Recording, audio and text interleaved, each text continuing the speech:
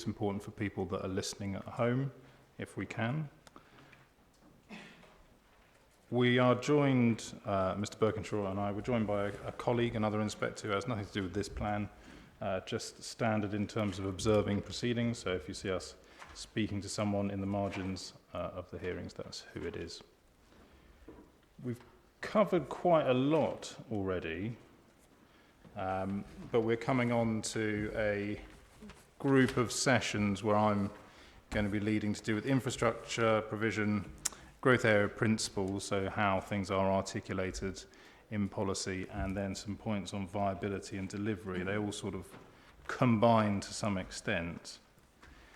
But while my system is updating, before the break, Mr. Birkinshaw tasked the council with looking at how the various infrastructure delivery plan works had featured in viability evidence. And there's a particular angle to this, as Ms. Hanslip mentioned, in terms of Breakspear Phase 2. That is an important point because, in the absence of my notes, summarising the positions that we've heard, there are largely two angles to it. There's some concern, as articulated by Redbourne Parish Council and others, about how the infrastructure requirements in the infrastructure delivery plan have been factored into viability and whether there's a clear link. There is a second issue that I just want to explore at some point, probably when we come on to growth area principles, in terms of how that apportioning exercise has been done. So what gets what, or what contributes to what, if you like, and how effective policies are in those respects. But now that my system has loaded, if I can turn to the council on that point, please, around how, if you can point us to a reference for how IDP, Infrastructure Delivery Plan work, has informed viability, that would be very useful. Thank you. Yeah, thank you, sir. So we have done our homework. So yes, it's both the IDP and also worth touching on, it's the Infrastructure Delivery Schedule as well, the IDS, which is INF 0102, and that was what Ms. Hanslip took you to earlier. But I can give you the sort of the quick version, but then a bit of context as well. The quick version is that Ms. Hanslip was right. Line 103 for Project Breakspear Phase 1 is down as roughly £1 million. Line 104 Project Breakspear Phase 2 has TBC, and line 105 is 106.9 million for Project Breakspear Phase 3.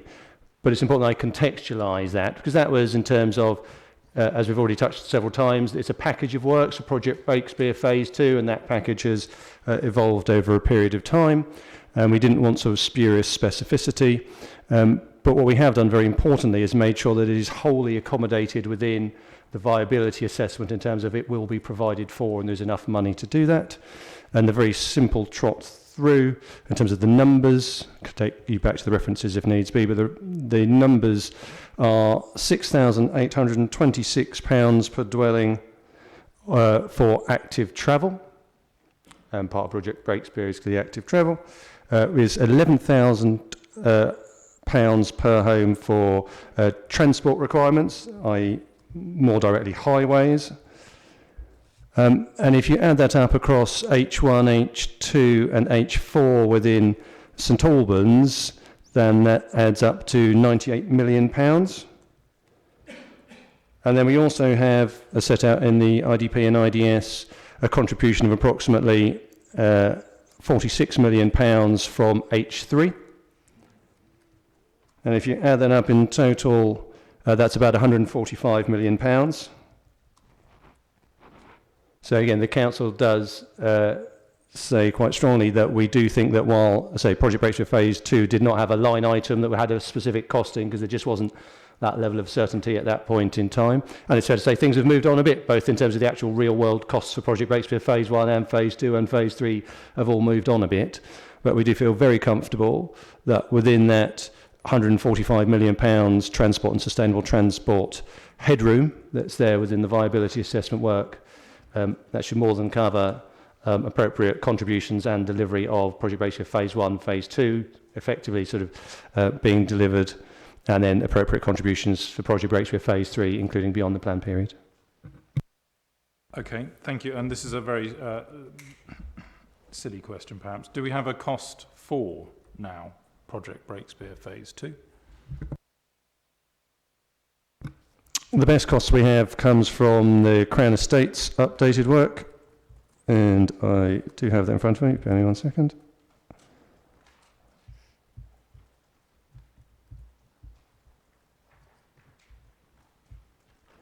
So I say things have moved on, some things have expanded in scope and some things have reduced in scope, and also some of them have been sort of broken down to specific packages. So the overall total is approximately, well, there's a very exact figure, it's 67 million, and, just 1 sec.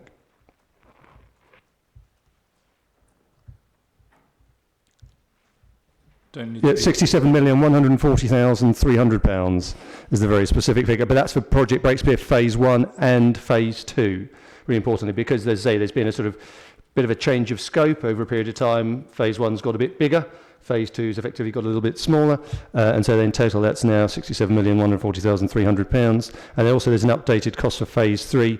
Again, it's one of those things where, because a large proportion of the cost is around kind of uncertainty and inflation over that very long period of time, and having a wide margin for that, the most recent cost is £57,700,000. But again, particularly for something that's that far into the future, that's a bit of a health warning that's a latest estimate.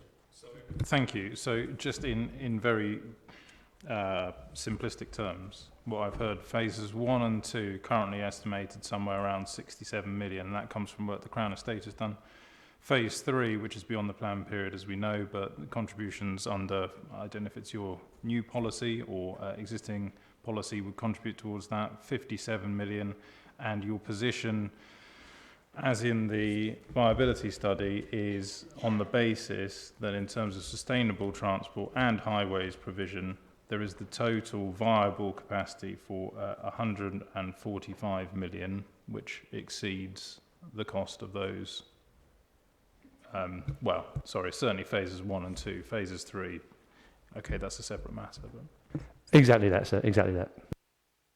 And what would you say to people like Ms. Hanslip, who make the point that there are various projects that are, I hope this is a fair summary, various projects in the infrastructure delivery plan that weren't quantified at that stage. So it's not just this row 104, which is phase 2. There are other projects and potentially still other projects, and we'll come on to the Hemel Garden Communities infrastructure delivery plan, that there aren't those costed elements. Does that cause you concern? No, it doesn't cause any concern. I think it's a fair challenge. And again, there's some complexity that sits in there. So within that approximately £145 million, there are some things like mobility hubs that do have specific costs. So there is some complexity there. We recognise that, but we feel very comfortable that's within the overall envelope that is still realistically viably delivered. Okay. Still realistically viably delivered within the envelope. Okay. Okay.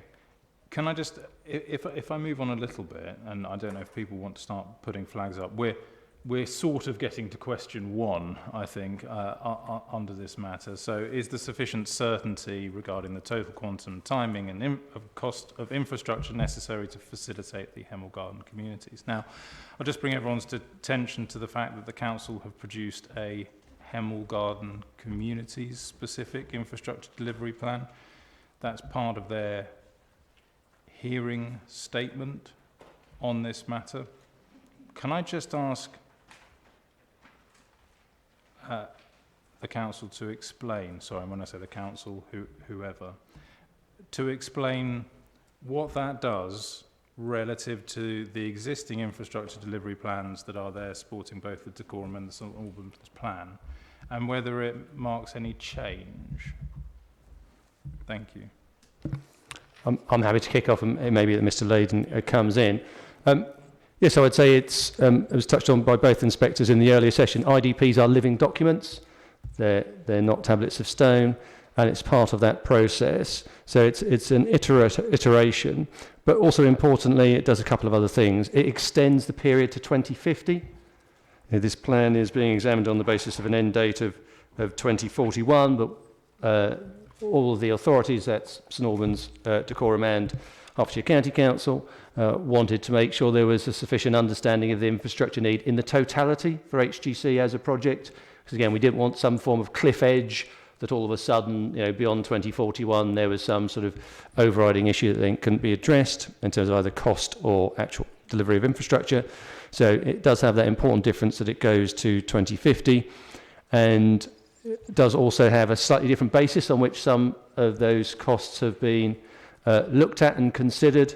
No two viability studies are identical. The principles remain the same, and both the authorities are confident that the principles do not deviate from the principles in either the St Albans or the Dacorum IDP for the local plan, but there is some elements of detail, so you can't necessarily always directly correlate a cost in the HGC IDP with a cost in either the St Albans or Dacorum IDP. And as I say, it does encapsulate sort of wider contributions in a way that the St Albans local plan IDP for HGC is really just the 4 sites, H1 to H4, whereas because the HGC IDP is incorporating the whole of the town as well as HMO1 within Dacorum, it looks a bit differently because part of the wider town is making contributions in a somewhat different way than is looked at in solely the St Albans IDP. Thank you. And how is it intended that so the Hemel Garden Community specific infrastructure delivery plan, how is it intended that is articulated in policy? So we had some discussion about IDPs being living documents. What's the council's current position in terms of how that is to be referred to? What's its aim? Yeah, we think it should be directly referenced. As I say, it is, as set out clearly in both authorities' hearing statements, it is a work in progress at the moment. It's not a finalised document. I mean, IDPs, as we've touched on, are never final. They're always subject to iteration, but it should be really clear, if it doesn't leap out from the hearing statement, this is a well-worked-up draft. It's not an early draft. It's a well-worked-up draft, but it still has some way to go. There's still some uncertainty and still some sharing with the landowners and feedback from the landowners and other parties, so there still are some elements to work through.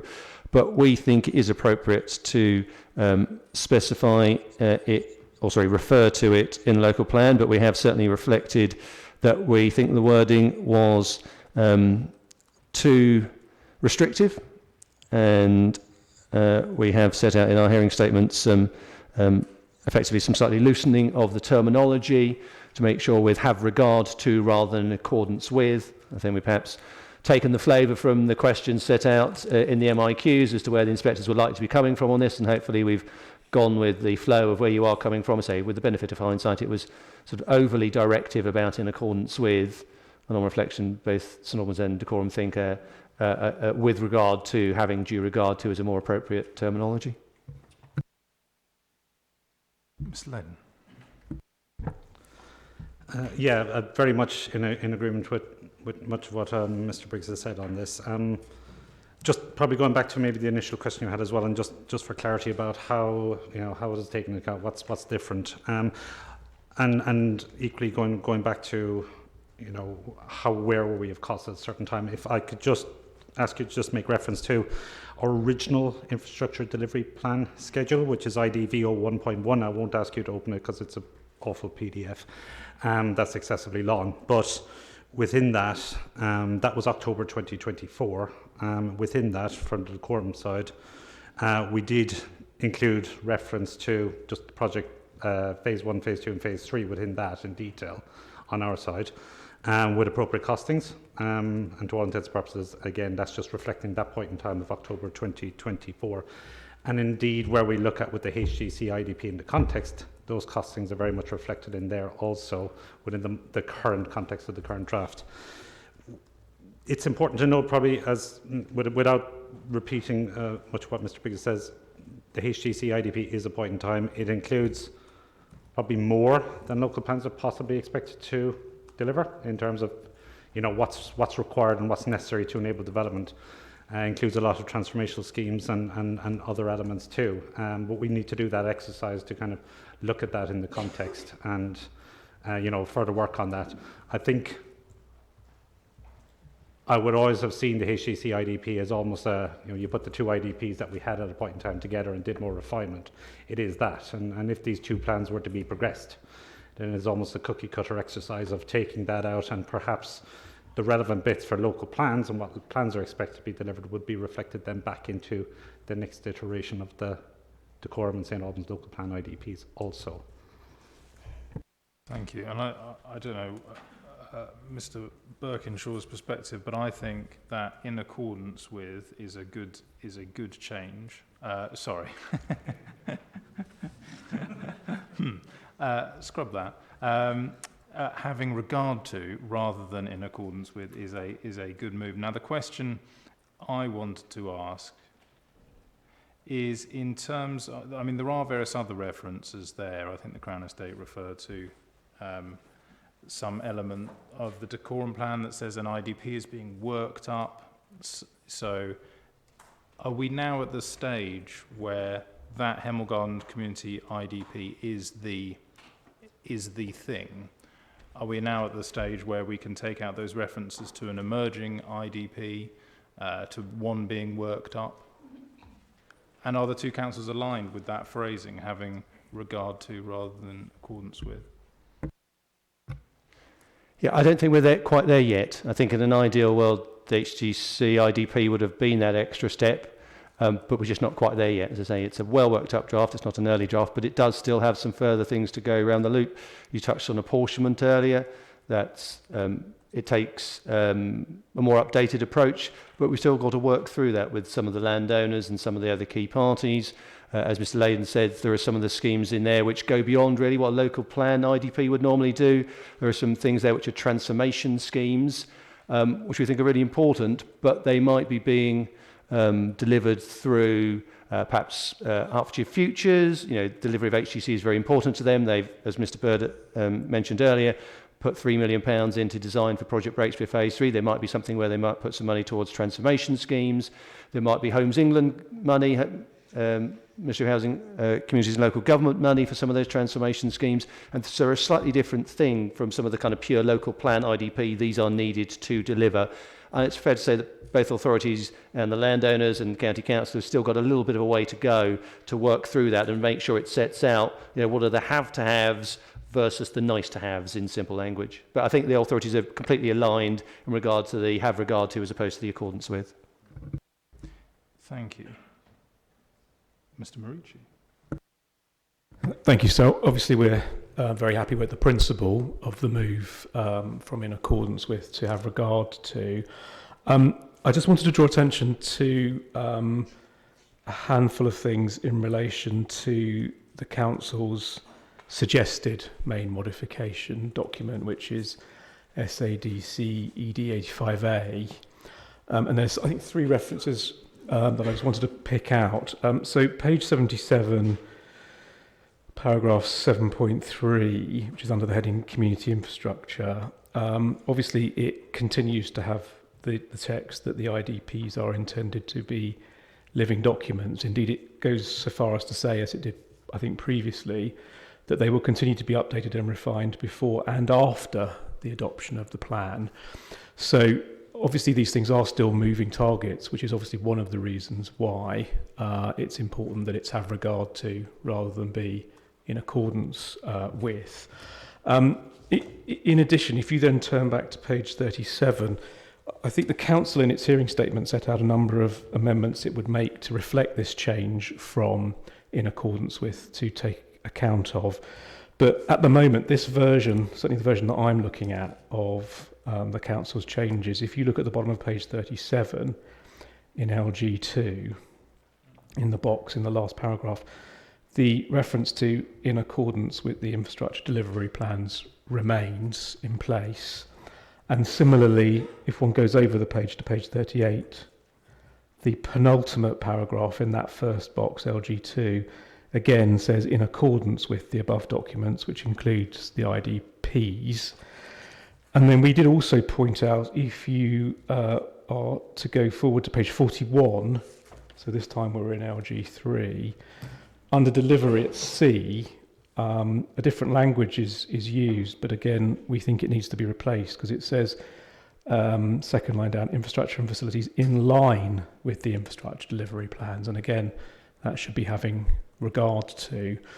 So really the only point I wanted to make was we're happy with the principle, but in terms of the execution, there still needs to be some work in terms of doing a search and destroy on the phrase in accordance with and in line with, because I don't think it's been fully reflected in this version. And obviously, given the nature of IDPs, it is going to have to be the case that we make sure that the plan right the way through does say have regard to. I think that's an entirely logical point. If I may say so. No, we'll go through the plan and make sure that there's consistency throughout. So thank you for that. I think it goes back to that point. It's similar on the transport point, isn't it? If there's something that's critical, identify it, list it, and then I think it's the same point for SPDs as well. Not inferring development plan status to supplementary planning documents. If there's something within an SPD or something else that's critical, and Hemel Garden communities need to deliver it, it should be in the local plan, it should be in the strategic policy. Absolutely. Yep. Yeah. So can I just come in and say we endorse that on the SPD, so I don't have to come in later? Because again, obviously those documents are not in existence, so have regard to, or the requirements are actually in the policies. I think that was if memory serves, and I was just looking, that was a question we had asked later, I believe, in terms of the consistency of that phrasing, which I know the councils have preempted in terms of saying what modifications they would make. But I think that is a very good point. Okay, Ms. Carney.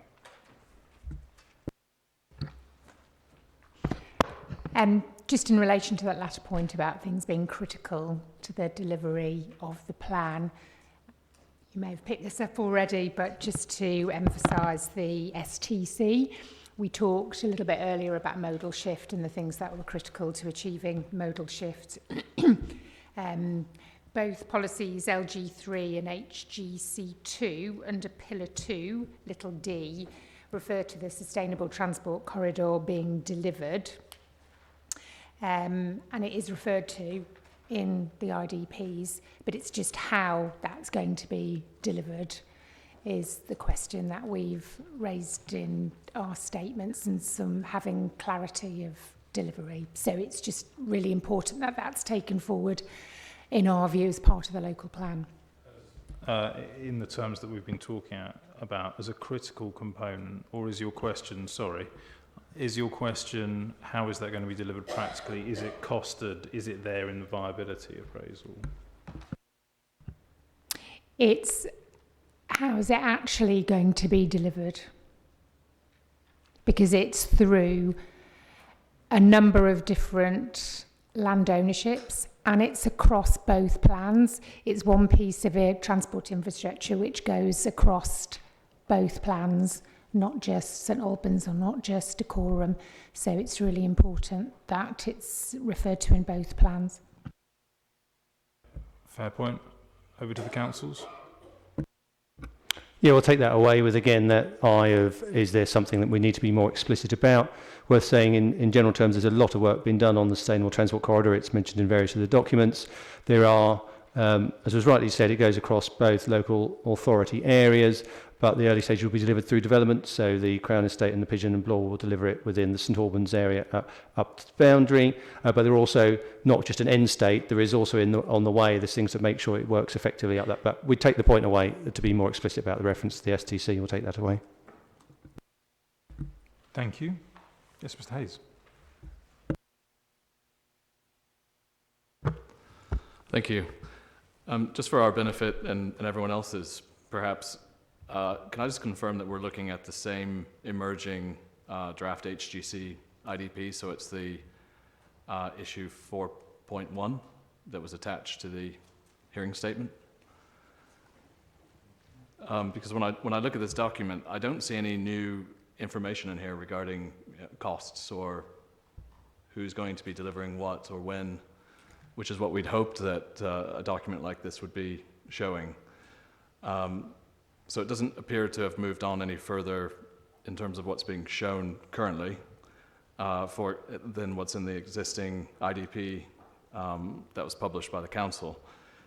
So for example, under 5.2, infrastructure requirements by topic, those are all left blank, so to be added in a subsequent draft. That's for every single topic. And then moving on into each of the areas and the topics and the potential IDS, a schedule, there's no information. It's all to be provided later. So I just wanted to confirm that we're still looking at the same infrastructure evidence, costings, and everything that we were looking at when the IDP was actually published.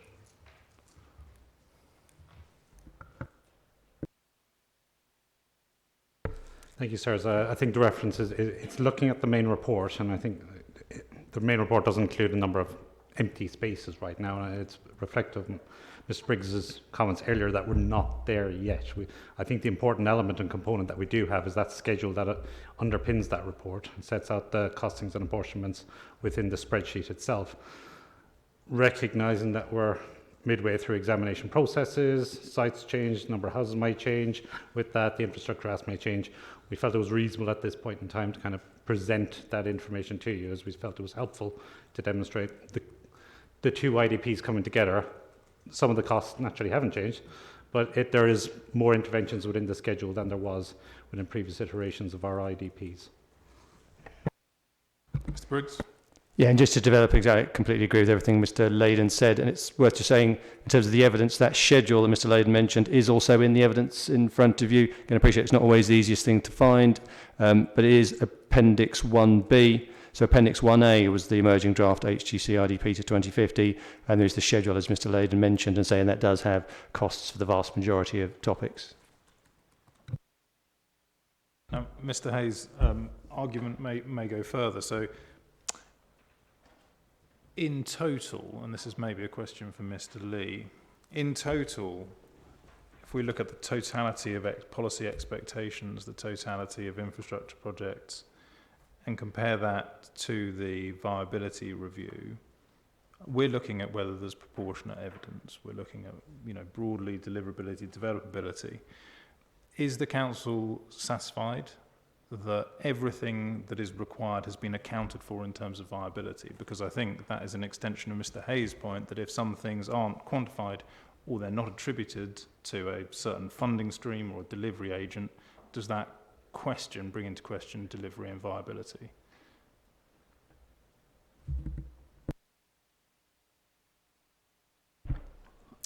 Thank you, sir. So just to give you some broad numbers, across all of the sites, there is an allowance for £260 million worth of infrastructure through 106. You will have seen the council's costings in terms of how that breaks down. In terms of what would happen if there were other costs that may arise over time, and clearly as you've heard, this is a moving feast, and as you'd expect, costs will evolve over time. The appraisals across all of the strategic sites, it's not so finely balanced that if there were additional costs that were incurred, that suddenly they become unviable.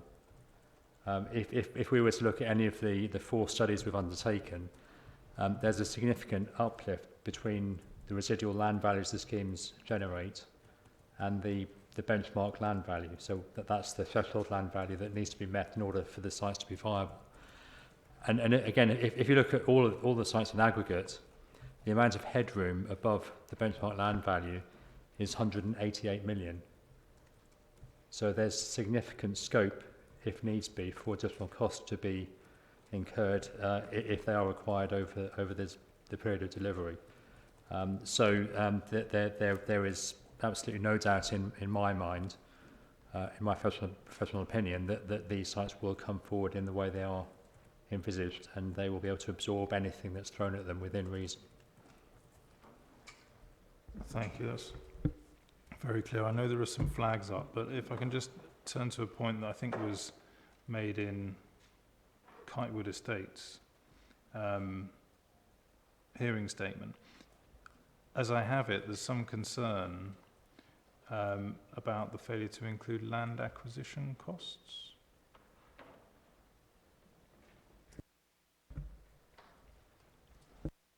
In terms of the education provision.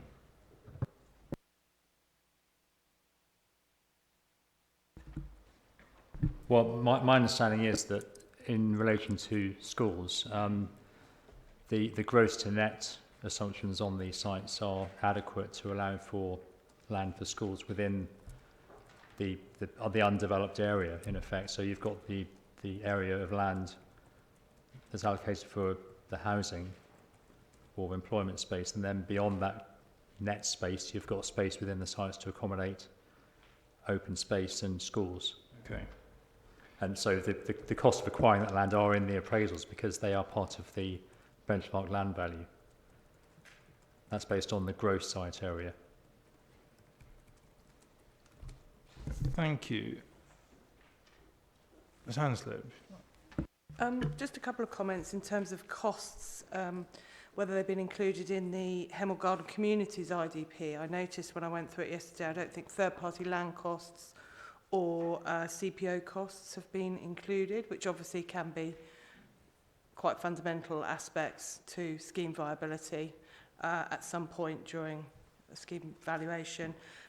We'd also ask whether future home standard costs have been taken into account in the existing IDP and schedule calculations. And then I think just a few things I observed in respect of the IDP document in terms of timing and deliverability. There's quite a lot of reference about the approach to apportionment to be determined, the need for a framework agreement on the distribution of costs between the various planning applications, followed by Section 106 agreements, which would obviously be attached to each planning permission as granted, equalisation agreements.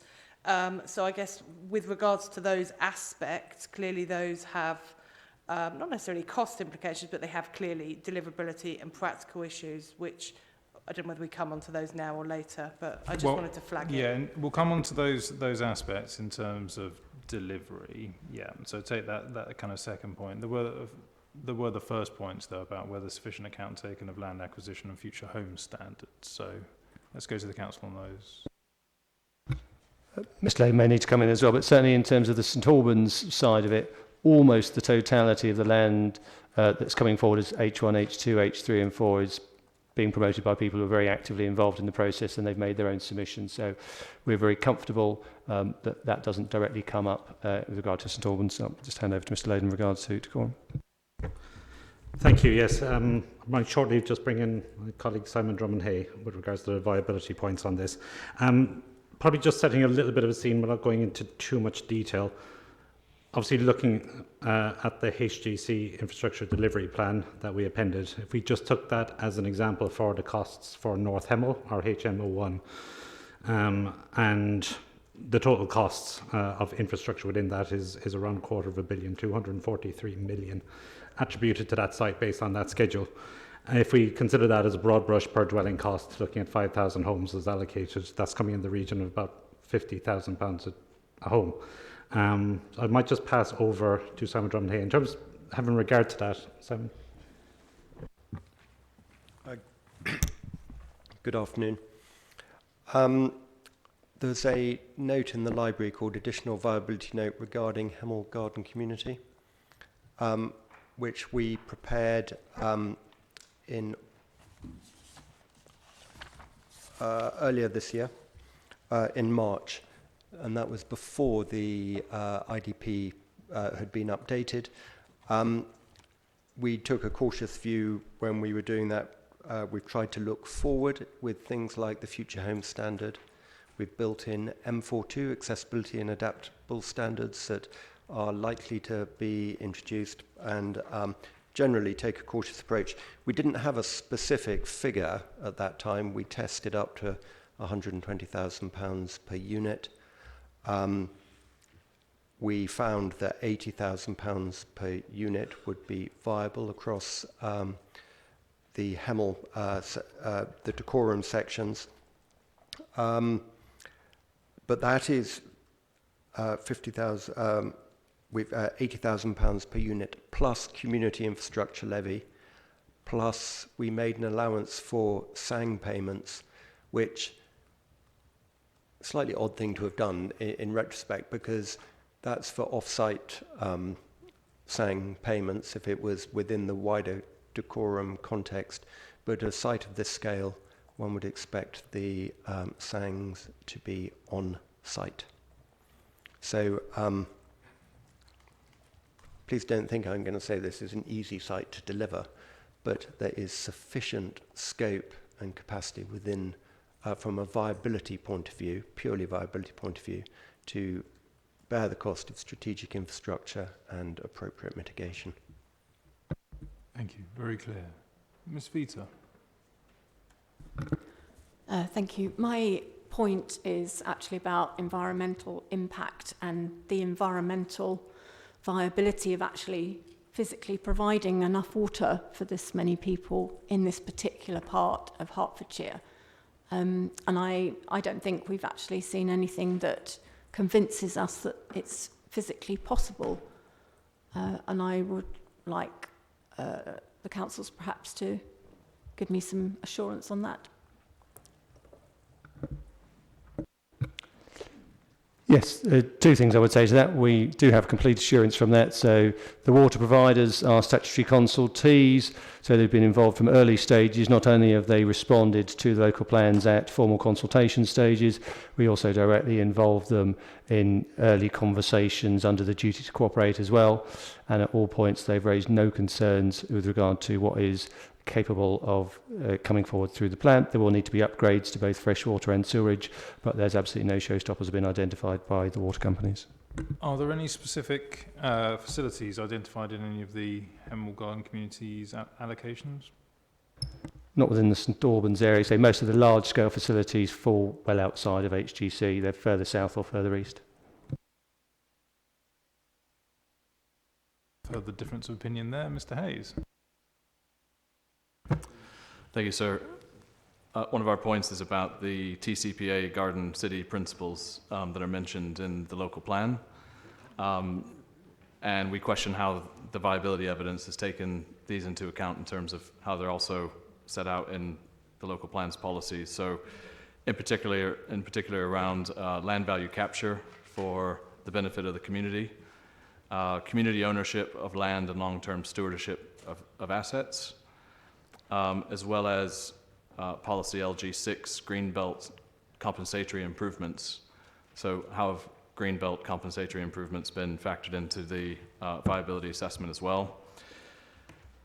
In the council's proposed main mods, they also include the HGC stewardship and placemaking SPD. So, you know, this is introduction of some new text in the policy.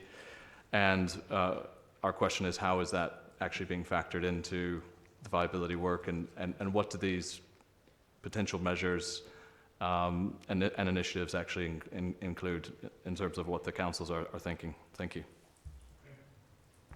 Fair point. So over to the council.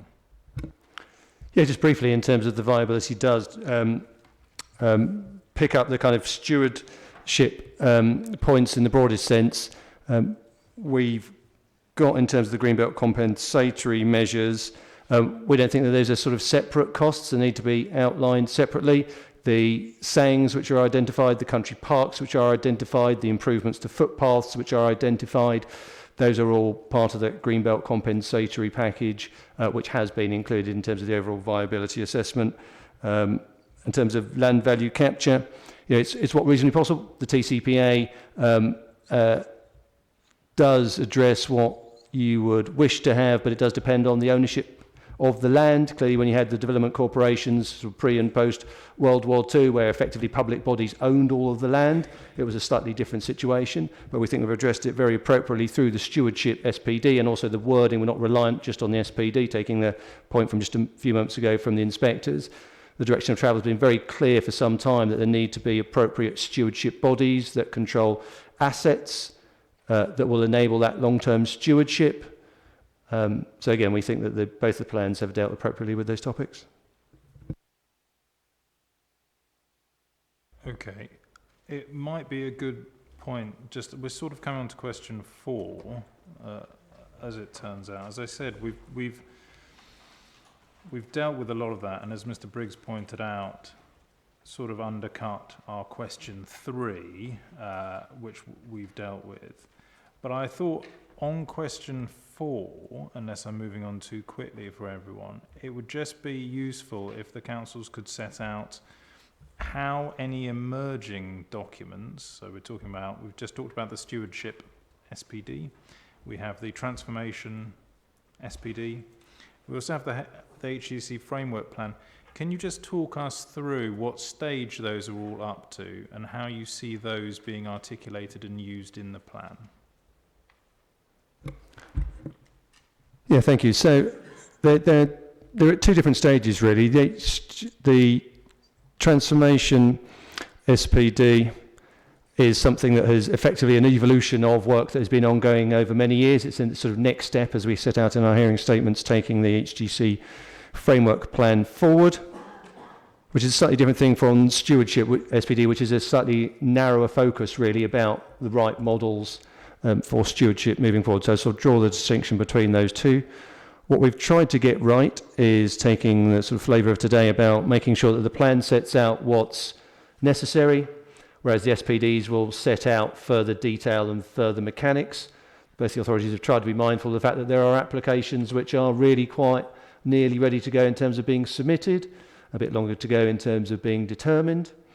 But we think, we've tried to get that balance right between what is necessary to talk about in those topics on the plan, in the plans, but then SPDs is pretty common. I'm sure inspectors will have come across elsewhere, both using SPDs in Section 78 appeals, but also we touched on earlier, Harlow, Gilston, Garden Town had actually a much wider raft of SPDs, more like half a dozen SPDs to come. We've tried to keep it quite narrow, this evolution of the framework plan, and particularly the focus on the transformation of Hemel, which we hopefully flagged up in enough detail in the policies for the critical elements, and then both of that and the stewardship, further detail to follow in the SPD. For the avoidance of doubt, we're very mindful if we haven't quite got that balance right, and if we haven't quite got the language right, following the sort of search and destroy language from Mr. Marici earlier, we're very happy to take that away. But we think it rightly strikes that balance at the moment between enough certainty through the policies, but further detail through the SPDs. I'll hand over to Mr. Layden if he wants to add anything. Very little more to add. I think that's very reflective of the situation. Just in terms of timescales, how advanced they are, we are looking at consulting them early in the new year. They're quite an advanced stage of draft and preparation. So I think we're mindful, there's a lot of work that's gone into them so far. They're quite substantial kind of pieces, as you might expect for something associated with the garden communities and significant urban extensions, as well as transformative growth for the rest of the town. I think, needless to say, we can't adopt these SPDs without an up-to-date plan. Just another point too, and I hate the chicken and egg situation of this, but we have to make sure whatever SPDs are there are in accordance with the adopted plan and the policies within it.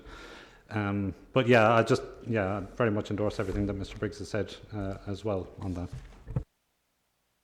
Thank you. Because for me, and I'm not sure about Mr. Birkinshaw, this is I'm looking particularly at St Albans Plan Policy LG2 and the modification that you've proposed there. So it says all development in the HGC programme area must follow a planned and coordinated approach to growth infrastructure and expected to be in accordance with the local plan infrastructure delivery plans, which we've talked about, Hemel Garden Community Spatial Vision, the supporting HG framework evidence base, including the HGC concept plan, HGC local plan policy, and supporting SPDs and design codes, including the HGC My slight concern with that in terms of effectiveness is these are documents that don't yet exist. Some of them may not be relevant to particular parts of a given proposal. So it's just some thought there about how that applies proportionately to what's coming forward and doesn't forestall development, because clearly if you're going to have to be in line with an SPD that doesn't exist yet, that's going to delay development. Yeah. We take that, and I do think there is something in there, and also the proportionate bit. We tried very hard to make sure that it is proportionate in the sense of a planning application for 4,000 homes is doing a different thing from a planning application from 2 homes. But again, we do take that there's sort of 2 prongs about there. It's the effectiveness with regard to proportionality, and also effectiveness in terms of those documents aren't yet publicly consulted on, let alone adopted. So I think we take that away. But hopefully inspectors are sort of thrust about aiming to have those aspirations in terms of stewardship and those sorts of things, as long as we can navigate the wording, that hopefully that's something that will be supported.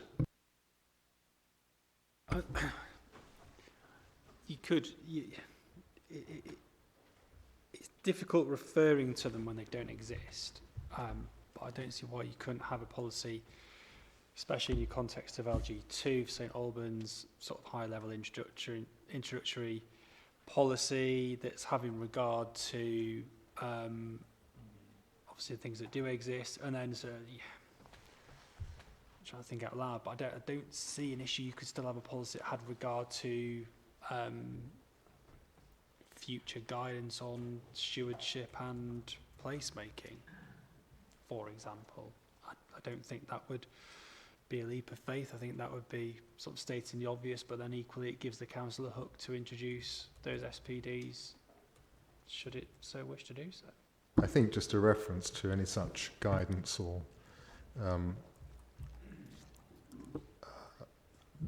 supplementary document that may exist for the time being, so which is extant at the time the application is made and considered.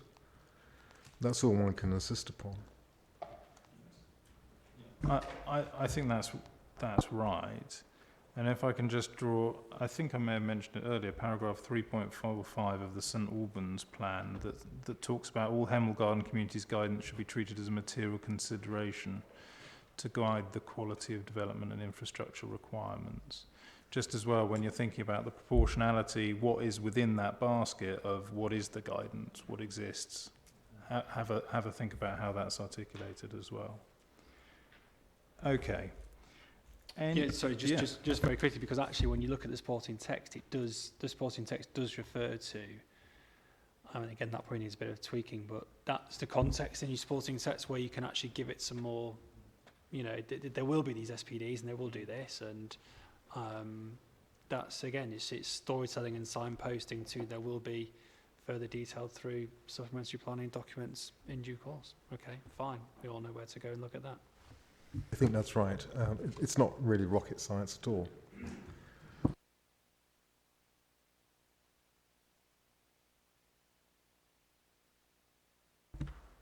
Any other points on infrastructure provision? So I had questions 1 to 4. There, we had questions 1 to 4. I think we've skipped through all of them, unless there are any other points people want to make. I think we move on to issue 5, which is growth area principles. Okay. So we're looking, so we're now sort of moving on a little bit, although we do return to it in viability and delivery. Probably before we get onto that, we'll take a little bit of a break, but we're moving on from some of the evidence as to how it's articulated in policy, looking particularly at policy LG3 in St Albans and HGC2 in terms of the Dacorum local plan. Now, they both set out various pillars of the HGC concept. And I suppose the key, and it's tough. It's tough for the councils because of the approach of getting something in there that's directive, that's aspirational. So I do understand that. What we're struggling a little bit with these two policies is that in some respects there appear to be some more general statements in there, some general principles, which are fine to make in a local plan, obviously, but have a limited utility, I suppose, in guiding development and directing how a decision would be taken. There are a few of those, and there are some others that replicate other provisions. So if we just look at the first pillar, and we've got biodiversity net gain there, which I know is covered by other policies in both plans. And some have said, well, there is a sort of compare and contrast exercise. So I think, why am I saying all this? I think our direction, and we've asked both councils to go away and to look sort of with a critical eye. I don't propose to go through these all extensively, but just to keep those points in mind, that if there's anything in there that conflicts with another policy, it's probably best less is more. Say it once in another policy. You've got to determine things in line with the plan as a whole. And if there's anything in there that doesn't necessarily, that sort of gives explanatory context, now I'm not saying necessarily that is unsound, but you may want to think about whether that necessarily is articulated in a policy, because this policy extends across 3 pages, I think, in the St Albans local plan. And we've all been there when there are arguments about, you know, how a specific element applies to a particular scheme. So just in terms of effectiveness, I think that's the steer that we would give on those policies. Does that sound fair? It goes back to the points we were discussing earlier about the treatment of the allocation at a strategic level and what should be required of it on the site allocation basis. And we will certainly review that and slim it down. I think that would be good, and obviously in the process of working out main modifications, we'll have a look at sort of what you suggest and see. But yes, I think that is helpful, particularly where, you know, I've seen a few representations, particularly where things are covered by other policies, and you get into the sort of compare and contrast. Well, which one is correct? Which one has precedence? So I think that's right. The point is that the key information, the key requirements are there. They're spread amongst various different policies, and the approach to them is slightly different, but they are nonetheless reasonably consistent.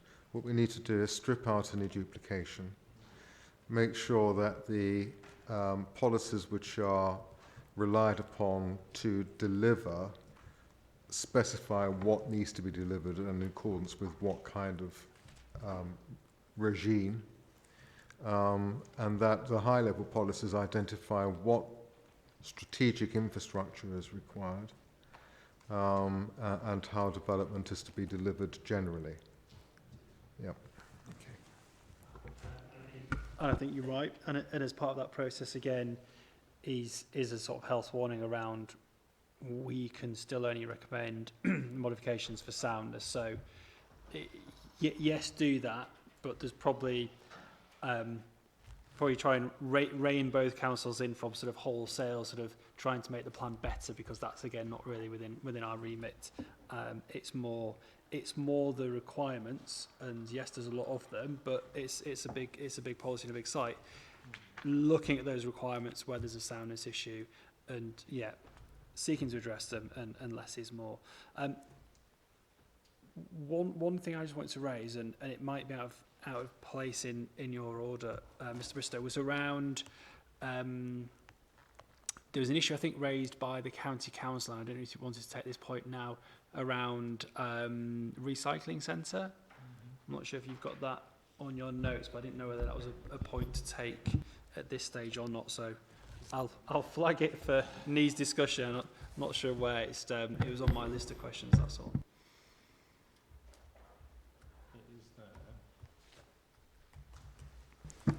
We're happy to take it now.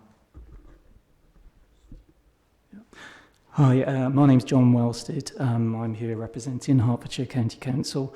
Just for transparency, I'm a planning appeal decision supplier for PINS, for Planning Inspectorate. In terms of our written case, which was a statement of case for a new recycling centre in Hemel Hempstead, we raised the need for a new recycling centre, which is recognised in the local plan representations made to the St Albans plan and also Dacorum, but it's not addressed in terms of allocating a site. HCC believe the local plans require modifications to provide certainty about the requirement for this delivery of this infrastructure through the identification of a site, and in the written case we set out the reasons for this new site. So policy, again, just this is why it cropped up, looking at my notes, this does appear in St Albans local plan LG, just I've got it in front of me, LG3. It does crop up, doesn't it, under pillar 2, I think? Delivery of key projects including a household waste recycling centre. What do you think the plan doesn't do then in terms of soundness? Obviously, that's pretty clear. It's something that the site promoters are going to have to grapple with. What's wrong with the plan and why is it unsound? Thanks. Sorry, Jamie Alderson, John's colleague in the Growth Infrastructure Unit at HCC. I think where we are, sirs, is at the highest level the need for new recycling centres within this plan period. It's not a piece of infrastructure that we could reasonably wait to see coming forward post-plan period. So we put in our representation to the inquiry that we're fairly place agnostic, whether it's located on the Dacorum or the St Albans side of the district boundary. We've done a lot of evidence work to show that recycling centres are good neighbours. They're a 1 hectare land parcel that can be designed suitably to fit with residential parcels, employment parcels, other community infrastructure pieces of a master plan. But it's just for us, it's a timing point really that we need the new facility to be delivered within this plan period because of the constraints that the Eastman Way site currently experiences. So whether that's something that's mopped up through a modification on a timing point to LG3, or whether you feel it'd be more appropriate for the HMO1 or one of the H allocations in the St Albans plan to go into a site-specific allocation that would control that timing of delivery point. And we're quite open to working with partners to find a solution. Thinking again, going back to we can only impact and affect things that are unsound. The plan requires it through LG3. LG3 then also requires, if you look under delivery, a detailed phasing strategy, including indicative phasing plan, show how the site development aligns with delivery of infrastructure and utilities. So I'm sort of preempting the council's really, but also my own question is struggling to find the soundness reason for setting out anything more. Because what the plan does, it says, yep, you're going to have to provide one, and you're going to have to provide us with details of when and how it comes forward. What's wrong with that? Why is that approach unsound? Why should we, or why do we need to modify the plan to either set it out on a particular land parcel or set out when and how it's going to come forward, bearing in mind what we talked about this morning in terms of highways and giving that flexibility rather than sort of pinning things down to you shall provide. Yeah, I suppose from our perspective, so it wasn't that the plan was fundamentally unsound, it was perhaps looking for an improvement in effectiveness and certainty of delivery. If that's to be dealt with as part of the phasing strategy, that's perhaps a position that we can live with and work with stakeholders further down the line as sites come forward at delivery stage. It's just setting the county council stall out really that the expectation is that will come forward at the appropriate time to accommodate the growth that's in both the plans.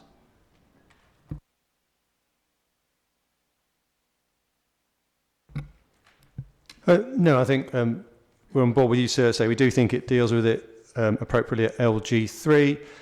Have some sympathy with the county in the sense of wanting to provide a facility in the long term, and we've worked hopefully very positively with them over a long period of time. I think this is more a timing point than anything else. County Council's evidence does refer to some site search work that's been done very recently. We've seen that as of July. That high-level work does show 5 non-Greenbelt locations as being potentially suitable, which clearly would be sequentially preferable to a Greenbelt site. You know, as we say, positively worded in the plan, it may well be that St Albans Greenbelt may be the place that ultimately the facility needs to be provided. But we don't have enough certainty about that today. And so we feel that LG3 deals with it appropriately and positively, and we're happy to work with County and other colleagues to look for solutions over a period of time. Same question to Crown Estate, really. Your views on this matter? Yeah, I think I sort of concur with where the council come from on that one in terms of a specific requirement for that facility. Okay, thank you. So, well, I mean, we're strictly, I suppose, on issue 5, question 1. Our policies LG3, HGC2 clearly written and unambiguous, and we've effectively answered our own question on that, and the council are taking away an action. The councils, are taking away an action there, so that's good. Question 2 is an extension of that, really, and it's just something to bear in mind, as far as I have it, that not all development I suppose, within the Hemel Garden Communities area will have the ability to contribute to everything, to every ambition. And just in that process of thinking about what is right to specify, don't sort of become hostage to fortune in terms of saying that everything must, for example, contribute to, I don't know, the strategic road network, for example, if that is not a thing for a particular type of development. So you've got that point, but I don't feel I need to ask any other questions in terms of questions 2, are policies LG3 and HGC2 suitably flexible? Okay. And we have also, it seems, so I'm doing a lot of talking but saying very little, dealt with question 3. What is the justification for requiring compliance with future guidance in policy LG2, HGC2, and the council looking there to have regard to that guidance as opposed to taking account of it or delivering in line with it. So I didn't have any questions I wanted to raise on question 3, given the council's position. Did anyone have any points on question 3? Well, in that case, let's take a 15-minute break, come back at 20 past, and then we're on issue 6, which is a return to viability and deliverability, as that's a bit distinct. Okay, thank you. 20 past. Let's resume, let's continue.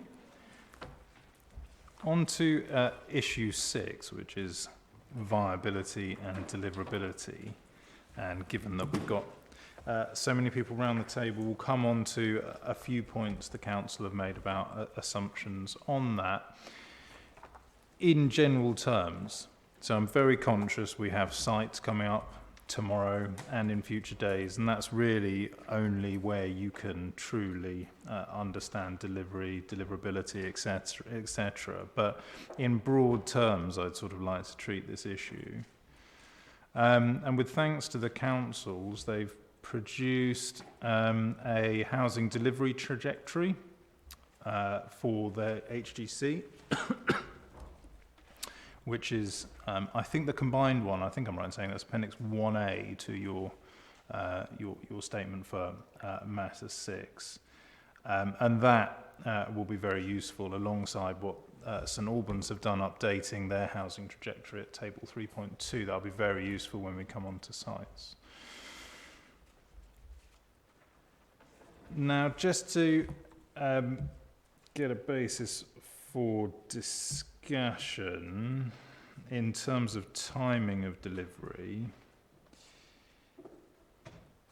just so I understand this correctly, there is some delivery based on that housing trajectory from the Hemel Garden Communities. It seems from year 3 onwards, year 3 of the plan being 2029-30, and so that's H2 and H4, as I see it, at that point, and then some delivery from H1 from year 4 onwards. I think that's right. Okay. So this is just sort of looking a bit ahead to what we'll be doing. So in part, and with reference to the definition in the framework, it's the council's view that those sites are deliverable. That's right, is it? Yes, absolutely, sir. And we've had a look at both the framework, also worth setting out that we have looked at the planning practice guidance as well, because we do think for some of these sites, also some other sites we'll come on to both tomorrow and in later sessions, the PPG does have some helpful additional bits. I'm sure we're familiar with them, but in broadest of terms that we do have taken into account, and again we've tried to say we've had soundings with a number of other parties who, broadly speaking, supported the approach that we've taken. Evidence to demonstrate deliverability may include, the second bullet is firm progress being made towards the submission of an application. We set out in our evidence that there are planning performance agreements for all of H1, H2, H3 and H4, and substantive work has been done for well over a year on the basis of those planning performance agreements. The third bullet is about firm progress with site assessment work, and Crown Estate colleagues can go into more detail if needs be, but there's been an enormous amount of site assessment work's been undertaken. And then the last bullet about clear relevant information about site viability, ownership, constraints, infrastructure, etc., including successful participation in bids for large-scale infrastructure funding or similar projects. There's only been a more modest amount of funding to do with HGC, but there has been central government funding to support HGC. And as also was touched on earlier, there's Hertfordshire Futures already funded at a certain amount. And it's worth saying that, and perhaps we, on reflection, might have made more of it in our hearing statements, that delivery of Hemel Garden Communities is the #1 project for Hertfordshire Futures. They've got a budget of approximately £100 million between now and 2042. And their #1 project is to support HGC. So we think on the basis of all of those, that is, it meets that deliverable test as set out in the combination of the MPPF and the PPG, sir. Okay, thank you. And I've seen obviously the SADC ED12 and DBC ED21, which are the statements with the statements of common ground with the Crown Estate in terms of delivery. So I've seen those. If I sort of take questions 1, 2 and 3 together, given the Council have explained where the delivery statement is, and which is the latest version, so they've set out there are no substantive differences. So we've got that response to question 2. But if we go on to question 3, I suppose the key question for us is the sort of the realism, the reasonableness, and the realisticness of the assumptions around delivery. And I've heard what the Council has said, obviously, in terms of the evidence that they've got. So can I just, having a look at the Council's statement under question 3, I think it's the case that the Council is saying, well, given that we don't have, given the exceptional nature of Hemel Garden Communities, we have used our own methodology to work out anticipated lead-in and delivery timescales. I think that's in your statement, paragraph 3.3. And so I wanted to understand that a little bit. What is that based on? There must be some evidential basis. I know you've referred to Lichfield's start to finish report, but is it based on comparisons that have come forward? Say we're talking about Spencer's Park and Marchmont Farm. On what basis has the Council established that methodology? Thank you. Yeah, thank you. Absolutely, you're right. The starting point is at 3.3. So we have used elements from the Lichfield report, as you say, but it's really important, and we do set out there, and colleagues, from Dacorum, from Herts County Council, the major landowners, the Crown Estate, Law and Pigeon Son, been really important to focus that the Lichfields actually looks at smaller scale strategic sites. It doesn't actually have any examples that are a direct equivalent of this, so we have had to go elsewhere. And in doing that, again, we've not done it in glorious isolation. We have spoken to a number of other parties, so it's gone through a number of bodies. I won't read all of them at 3.3, but there's a combination of those examples. There's like Milton Keynes, Ebbsfleet, Northstowe and Cranbrook. And certainly our peak delivery is considerably lower than has been reached in some of those examples at their peak. But again, we haven't done that in isolation. We have been speaking directly to Homes England, who clearly have a good overview of delivery rates. People like Hertfordshire Futures, Hartslip, Highest Associates, again, who support a lot of local plan making through various hats across the country. They've endorsed the approach, as have the Crown Estate, as have Savills, as have David Locke. Say landowners, also including Pigeon and Blore. And, we do think that it is reasonably well based, but we have to, be upfront that we are making some extrapolations from what was in the Lichfield's reports. It's not directly in there, so because they just don't have comparisons at a similar scale. But as we set out in the paragraphs underneath 3.3, again, we haven't just sort of gone away on that. They do set out some things which are likely to be significant when regard to looking at higher delivery rates. They talk about the attractiveness of the market, and St Albans and HGC is one of the most attractive markets in the entire country. They do set out some things in terms of larger scale can have more outlets. They do set out some aspects with regards to where there's effectively a large owner who can perform the master developer role. That is likely to end up with, again, more outlets and a higher rate of delivery, and the Crown Estate have confirmed that they are very much intending to bring forward HTC on the basis of them being a master developer.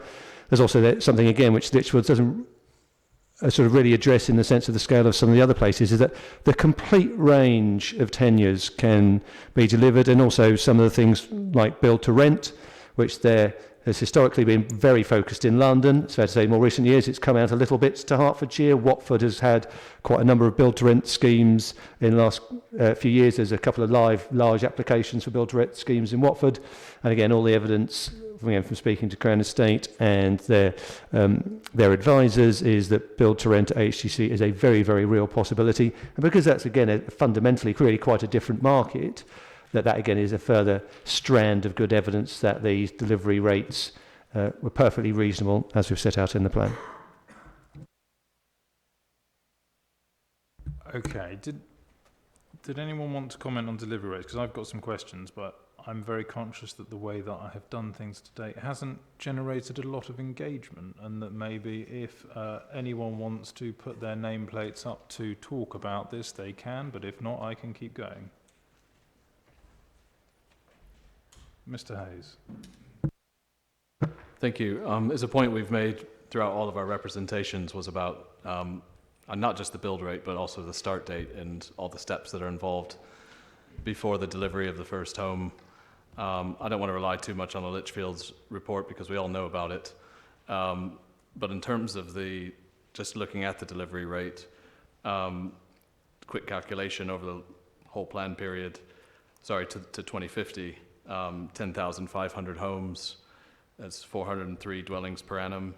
2031 to 2041, that's 5,500 homes, so 552 dwellings per annum.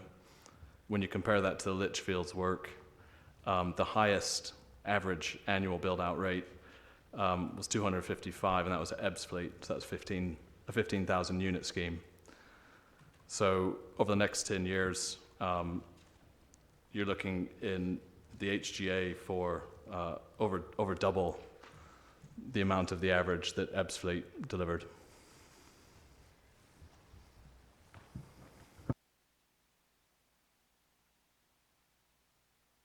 Thank you, Mr. Hayes. Ms. Heavens, sorry. Thank you. Holly Heavens from Lands Improvements and Lords Agricultural Trust. So picking up on Mr. Hayes' point, I think one of the other reports to point to is the Lichfield report that was done with the Land Planning and Development Federation, which actually looked at planning timescales and lead-ins to getting consent. They saw that for major applications, on average, you're looking at around 2.5 years to achieve an implementable consent. I appreciate there's a PPA process here, but I think the timescales that have been put out in the Council's hearing statement don't look particularly feasible, particularly for schemes of this scale where you've got cross-boundary and major infrastructure issues as well to contend with. I think also, building on Ms. Hayes' point around outlets, if we're looking at around 500 units per year, we're potentially getting up to around 7 to 8 outlets, all within the same very small housing market area. So you'll be having a lot of competition amongst the same type of developer, the same type of product, and I think just some thought process needs to be going into, is that actually what the market's going to be achieving realistically? Thank you. So, well, Ms. Pugh, your flag's up, so let's go there and to the council to mix things up. Thank you. I'm feeling guilty now because nobody's talking to you. Yeah, just really to pull out a few points on the delivery of East Hemel. We've provided information in our hearing statement about the work that's ongoing on the preparation of the outline planning application. As Mr. Briggs said, we've had a year of intensive work with the council on the PPA and the county council as well, and Hemel Garden Communities representatives as well. So we've had a three-way sort of PPA arrangement in place. We've done the environmental assessment work. We have a planning application drafted. We've done 4 stages of public engagement over the last 4 years. Four over the last 12 months. I think in terms of the trajectory that the council provided in terms of the updated trajectory, which I think is appended to the hearing statement, we're comfortable that the sort of 2029-30 start with 50 from H2 and 50 from H4 is reasonable. It is one planning application, but 2 discrete neighbourhoods. So I think there's a point about the market absorption and the delivery rate. 2 points to make on that. I think one is the Crown Estate is taking a master developer role. So it is not a house builder itself, although it is looking at pilot schemes of doing a sort of innovation and looking at some of those sort of parts of the market, but it will be looking at sort of disposals of service lands, so it can sort of bring forward development within each of the neighbourhoods. Obviously, H1 is subject to a separate and sort of part house builder, part sort of land trader. And I'm sure we'll get into that tomorrow. So in terms of the models that the delivery is going to be coming through, they are quite varied. I think the sort of trajectory through the plan period is something that we've experienced on other sites. Somebody else mentioned Milton Keynes. I'm closely involved in those. And that has comparables because it has a number of strategic sites very closely related to an urban area being brought forward contemporaneously. So I think there are some good parallels to look at that in terms of what's been achieved. Thank you. Thank you. Over to the council. Yeah, and not that a huge amount to add. So just a couple of my colleagues have got me some references at Ebbsfleet, and the broad thrust of what Mr. Hayes has said we don't disagree with, but some of the peak years have been a bit stronger at 619 at the peak. And it's fair to say that a number of parties have said we should be going further. We've got Law and Pigeon who say that we're underplaying it. We've got Homes England who informally, it's not their formal position, but certainly in terms of meetings around the table when they're wanting to deliver the government's agenda of 1.5 million homes, have repeatedly come back to they think we can do more and they think that we should be more optimistic than we have been. What we've tried to do is say for a development of this scale and complexity, we think we've tried to hit something which is reasonable. It's aspirational but reasonable, not aspirational and hopeful. And we think aspirational and reasonable is the most reasonable place to be. Yeah, and from our perspective, obviously we're looking at, well, sites as we go, deliverability, developability, reasonableness, and I understand. I understand the evidence that you have set out, but if I look at the lead-in times that you've set out in your Matter 6 Issue 6 statement, and that's at paragraph 3.15, they do, if I'm just being honest and open, they do look rather optimistic in terms of, so you can tell me I'm wrong, you can tell me that it's not a firm view, it's just an indication. You can tell me that, well, in your view, it would be realistic, for example, that a planning application would be submitted before the local plan was adopted. So as I have it there are a couple of points which struck me as well. You know, where's the justification for this? So I can see that you've said outline planning applications would be submitted, I think, the quarter that we're in. There would be a 3-month period for determination of all reserved matters.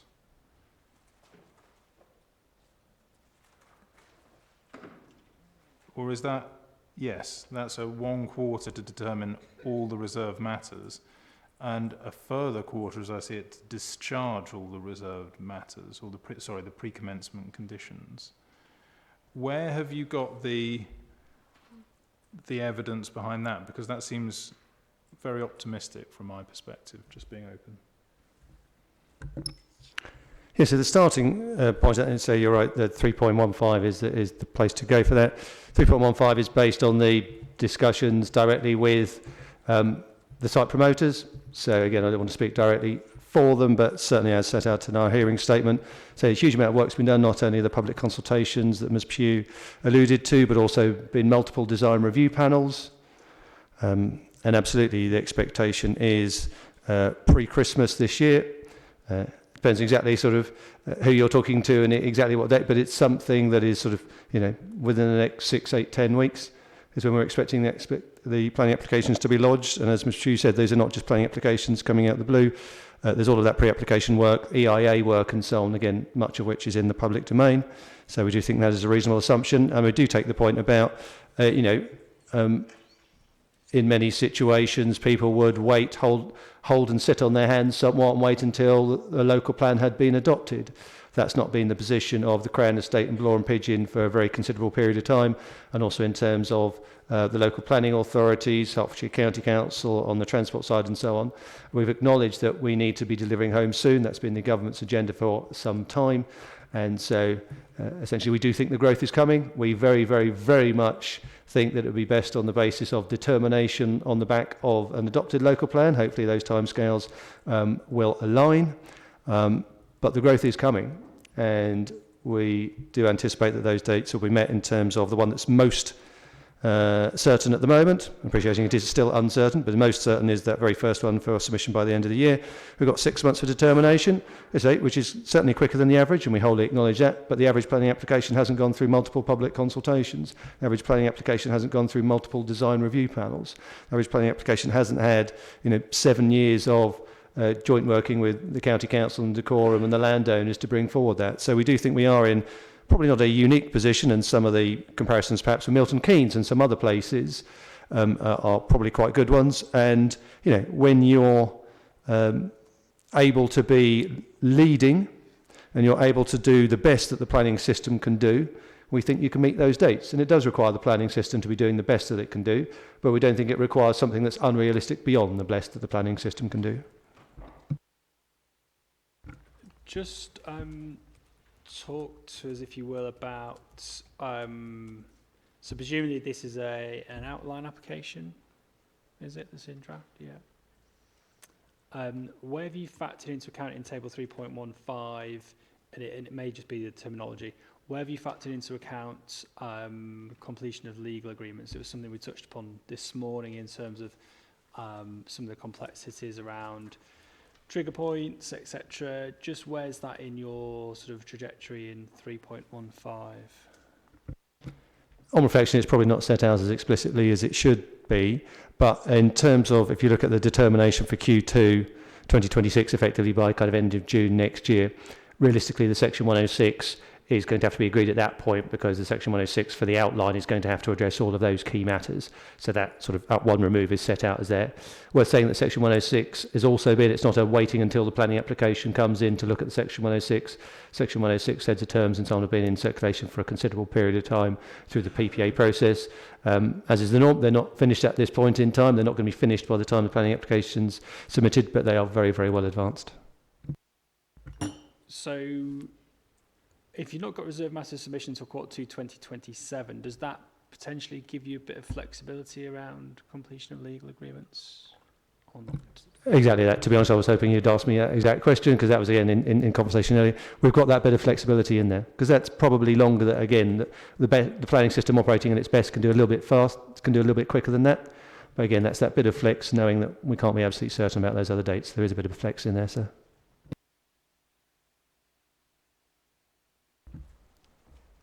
Ms Hanslip. I think Mr Birkinshaw's just stole my thunder, really. But in addition to Section 106 issues, there is obviously the underlying issue of the cost apportionment that we touched on earlier, and how that is going to be reconciled between the varying landowners and equalisation arrangements, etc. And just another thing, perhaps, that I'd flag up in the timescales is the planning application, I assume, would have to go to committee, and from experience, getting a scheme into committee and out of committee with a favourable resolution can often take a considerable amount of effort and time. So just sort of flag those health warnings up as well in respect of the timetable at 3.15.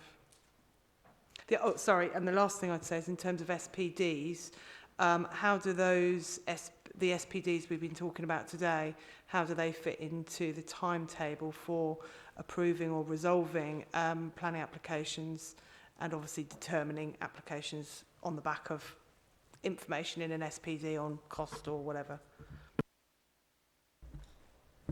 Thank you. If I take the last point first, and again, I think the thrust of the conversation as earlier today has helped on this. The determinant of the application is not going to be dependent on an SPD. That's not the way it's envisaged.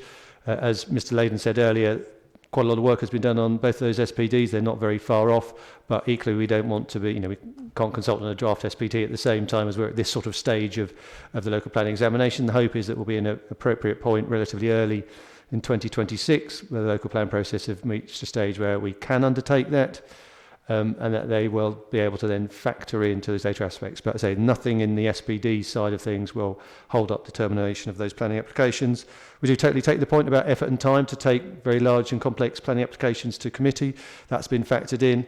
One of the things that's enabled the applications to make the progress they have over the last 18 months or so is that St Albans has put into place a new major applications team. It's effectively a whole new team that just deals with the very largest of these applications, has its own team leader, its own deputy team leader and senior staff. And so that has already been factored in, and also part of the consultations that have been mentioned by Ms Pugh earlier includes consultations with councillors, and that's councillors from both St Albans and Dacorum, and also Hertfordshire County Council councillors, so they're not coming to these planning applications cold. There have been multiple councillor engagements over a period of time. So do totally accept it's a large amount of time and effort to get that through committee, but that has been factored in. Thank you. Ms Pugh. Thank you. Just a couple of points to add to that. I think the application is in outline, but it's got detailed access. So the access points from both the A414 and the B487 Red Bull Road are in detail. So there's some of those sort of key infrastructure delivery points which are going to be submitted in detail. So they're worked up. The second point is about the structured consent. So it is an outline, but we're working on what's known as a tiered approach, and you may be familiar with this from other strategic sites, where we discharge sort of conditions on a key phase basis. So I think you've made the point about having to discharge all of the reserve matters before you can start on site.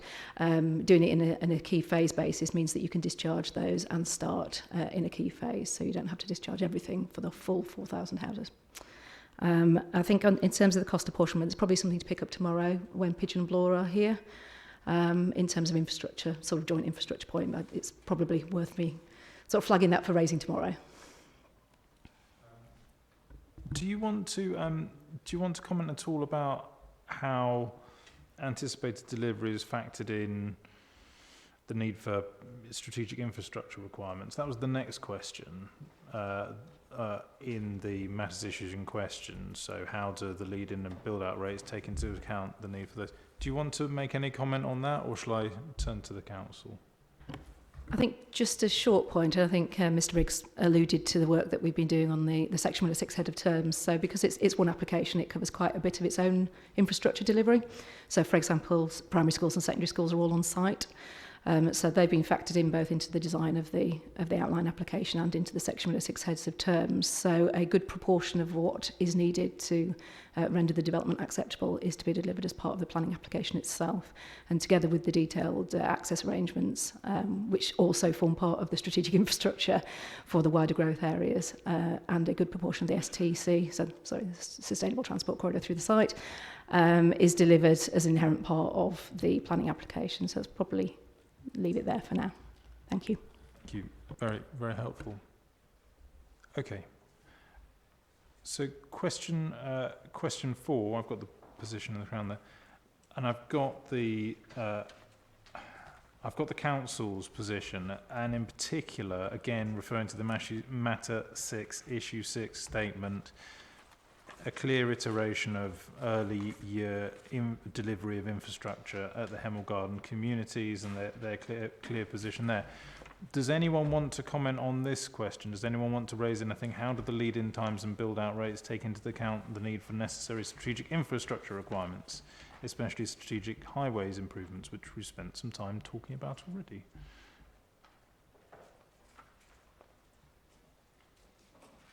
Okay. Just flagging up, obviously, we've taken account of all the hearing statements, including that from Redbourne Parish Council, who talk a lot specifically about M1 Junction 8 that we talked about earlier. So I'm just signposting that in case they're tuning in online. So that leads us on, by my count, unless Mr. Birkinshaw, you've got any questions, to Question 5. What are the implications for both plans if Hemel Garden Communities does not deliver at the rate expected? Should the plans be modified to include additional flexibility or a fallback position if HGC proposals are delayed? Now, does anyone want to make any points on this question? Right. The one suggestion that has been put to us is that, yes, there should be additional flexibility by way of a modification dealing with the eventuality that delivery does not accord with expectations. And what that might look like is something from the Vale of Aylesbury Local Plan Policy D3, according to a representative, that talks about contingency in that event.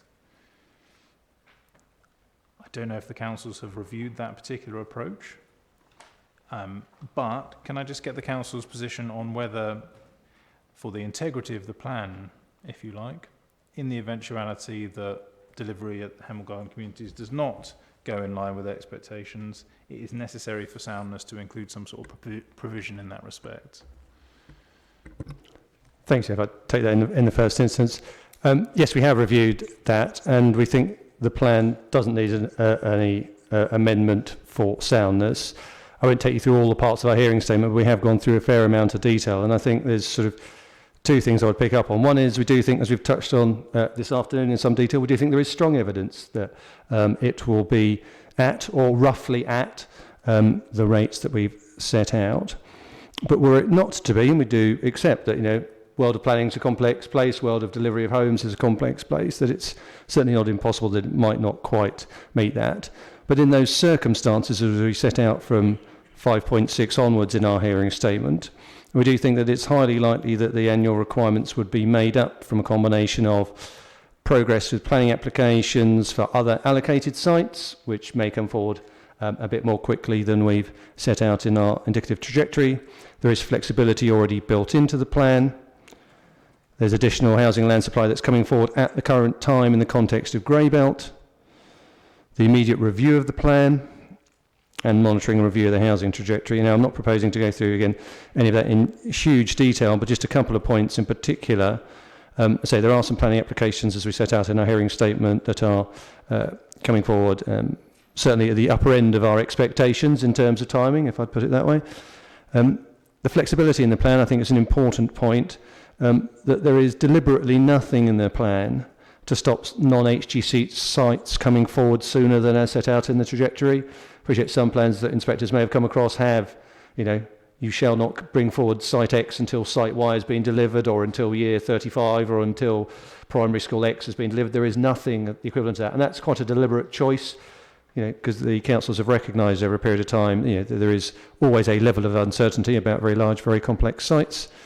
The Greybelt context, I mean, hopefully if we get, subject to this process, the plan adopted at some point next year, the world of Greybelt will be a little bit different with a newly adopted plan as opposed to the consideration of Greybelt as it is now. But as it is now, there are a very large number of applications on the books. I won't go through them all, but for the avoidance of doubt, the position is not the council that all of those will be approved. We're not in any way fettering the council's discretion in dealing with those, but it is reasonably likely that a number of those will come forward, and those do not appear anywhere in the plan, either directly in terms of allocations or indirectly in terms of windfall. As our hearing statement sets out, we have nothing effectively for large greenbelt greenfield sites, windfall in the plan, because we're trying to bring that forward through allocations, and obviously to some degree that predated the world of Greybelt.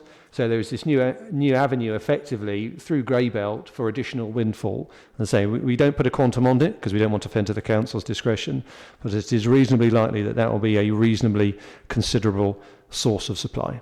I'm happy to leave it there, sir. Thank you. And this was really a question, sort of working out your position, given that we can only really look at deliverability when we've been through sites in particular. So assessing your position there, I think what you said is entirely logical.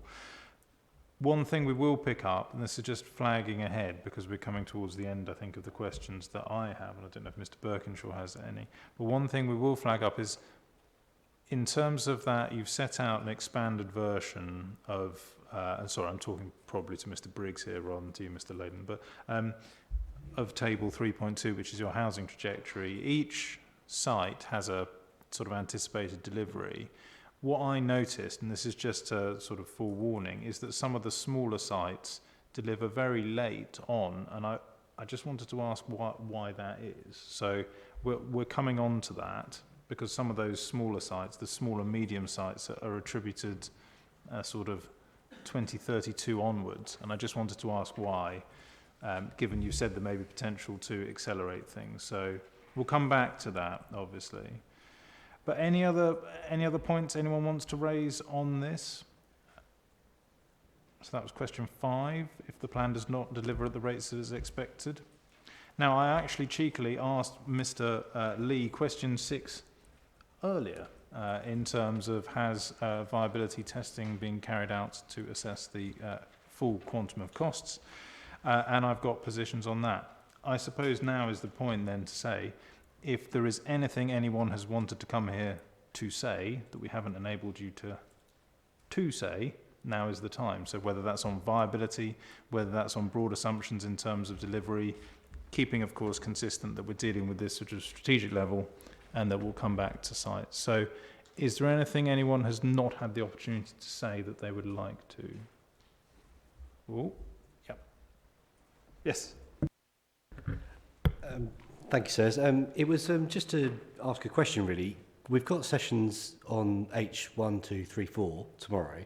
I haven't picked up on a specific session around HMO1. I'm not sure if that was intentional or unintentional, but we did raise a point of suggested amendment to HMO1 policy from a transport perspective, to just because we had some concerns around identifying all the infrastructure that might be required through the current modelling work that's been done. So but we accept that the plan period growth can be accommodated. There's some additional elements that we think need to be identified and secured, but that's post-plan period. So we're happy and content if the policy is amended to allow that work to be required before that particular site can come forward, i.e. they do the work, identify the infrastructure, it's locked in, and we all understand what's required. So we suggested a policy amendment there, but because we didn't, I thought we might be talking site-specific policies tomorrow, so I didn't raise it at the point in time when we went through it, but we raised it under matter 3. But it's just a question, really. If you've taken it as read, then that's fine. No, do you mean the within the Dacorum plan? Yes. Yeah. Yes. Yeah. Because they are standalone plans, and they're at different stages, not joint local plans. That's why the remainder of this week deals with the St Albans allocations. What I would say is, obviously, as we go through this week dealing with St Albans, but vice versa as we get on to Dacorum, if there's anything we talk about that has implications for the other plan, then Mr Bristow and I would obviously clearly recommend that the councils do continue dialogue. So if, for example, something crops up tomorrow and we think, we can't really talk about HM01, but it's relevant, we'll be directing, obviously, Mr Briggs to make a note of that, and we can deal with it. So 2 different plans. We have to examine both on their merits. They are separate local plans. But clearly in the context of Hemel Garden communities, that's why we've got a joint session today. There is a bit of a natural crossover. So it's not to say it's not relevant for this week, it's more relevant for Dacorum's examination. Does that make sense? Yeah, that's helpful. I was just because we've been talking about cumulative impacts, and it's difficult to disaggregate the two for me. Yeah, it is, and that's why I think we'll unpick it under the HM1, under the Dacorum's local plan. Like I said, if anything crops up from the remainder of this week that's relevant, then certainly we'll be, encouraging councils to keep that dialogue open and make sure there's nothing that's going to conflict between the 2 plans. Any other questions? Yeah.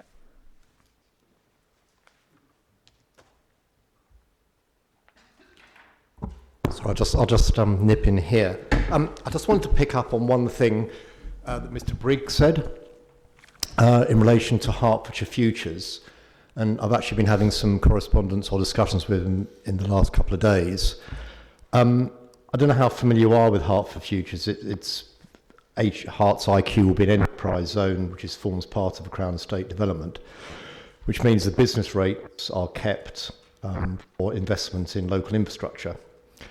There's a document which they produced some time ago, back in 2020, which sets out their development principles or their funding principles. And as Mr. Briggs said, essentially of their future budget, £65 million is set aside, and the priority for infrastructure funding works around Breakspear and Junction 8. So I think when we talk about the sort of flexibility in some of the viability work, there's a significant element of flexibility there by that funding which Hert's IQ have put forward as a priority going forward. I would say I would invite, because it sounds like they may be relevant, whether Mr. Briggs wants to accept this invitation from yourselves as to, it sounds like a short note setting that position out might be useful for the examination. Yeah. Yeah, very happy to, sir. Yeah. And I think Adam Wood at Hert's IQ will be happy to feed into that, because I've spoken to him today about it. So.